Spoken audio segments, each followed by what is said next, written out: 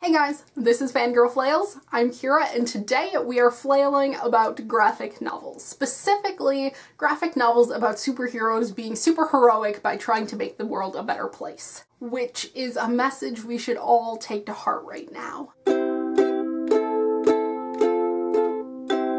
the month of August, I once again participated in the Bout of Books readathon. But for BOB number 11, I decided to take a little bit of a different approach than I normally do. I checked out a stack of graphic novels and read one a day for the week of the readathon. And then since I wasn't burnt out on them, I read even more. Let's talk about them. On the first day of the readathon, I picked up Teen Titans Volume 1, It's Our Right to Fight by Scott Lobel, which was not one that I was expecting to like a whole lot. I had already taken to social media days before claiming that I was never again going to read another non-Batwoman New 52 from DC ever again. I had been hurt way too many times before, and I thought I was too nostalgically loyal to the Teen Titans animated series to like this graphic novel. I was very wrong. This felt like the first season of Young Justice, which we all know was the best season of Young Justice. The plot is everything that a Teen Titans fan would expect. Tim Drake is now parading around as Red Robin, which of course would never connect him to his previous identity as Batsy's Boy Wonder. He can't fight a mysterious organization targeting teenage superheroes himself, so of course he starts to recruit a team. Some join up willingly, some begrudgingly sign up to save their own lives, and by the end of the volume we have a nice hodgepodge of misfits who fit together really nicely. It's not the plot that grabbed me, it was the characters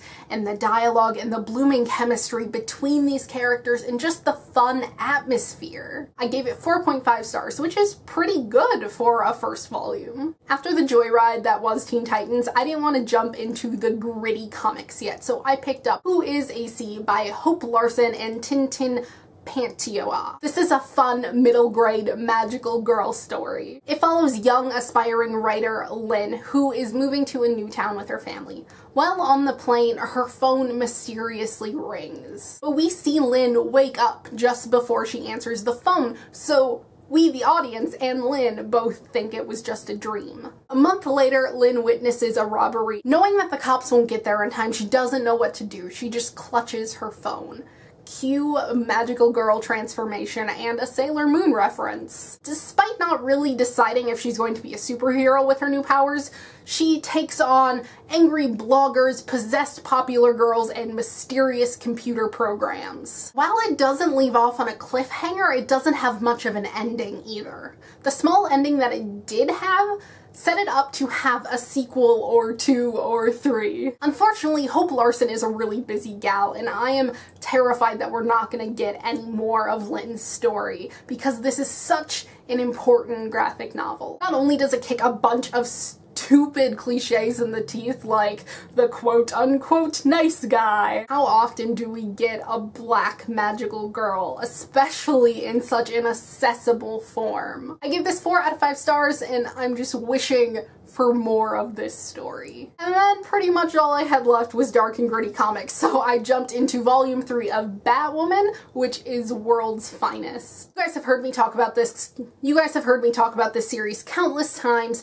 It stars Kate Kane as Batwoman, who is a kick-ass redheaded lesbian who has a really good relationship with a cop, but she's also trying to avenge her family. This is probably my favorite installment of this series. It kind of wraps up the mythological storyline that Kate has been fighting against. Because Kate is up against these myths and these legends and these gods, and so she calls on Wonder Woman. And it was just so cool to see the mutual respect between these women, that Wonder Woman just helps Kate, but she's also so in awe of her, and they're both just like fascinated by each other. It's such a great team up. And I'm just so glad that things actually happened in this installment.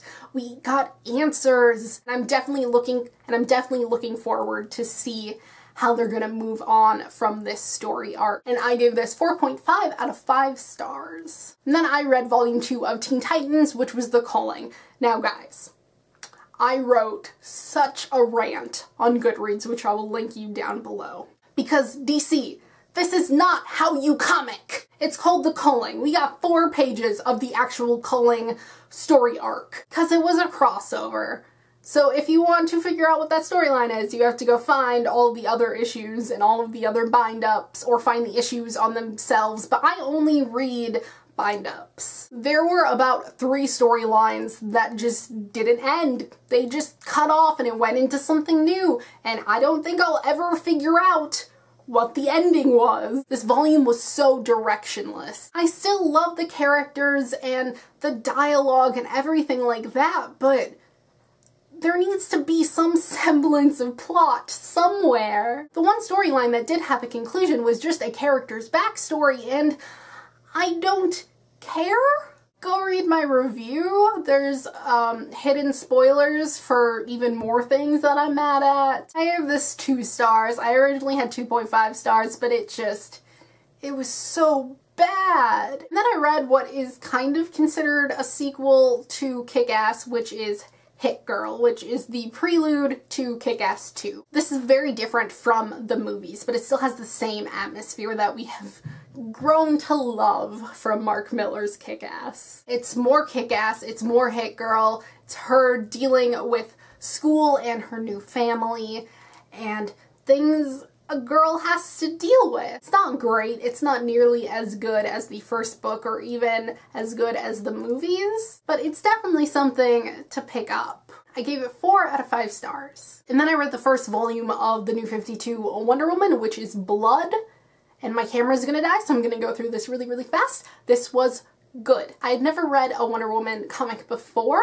and I just really like her personality. It's really good, and I love the art in this. And I like the art in how everyone's drawn.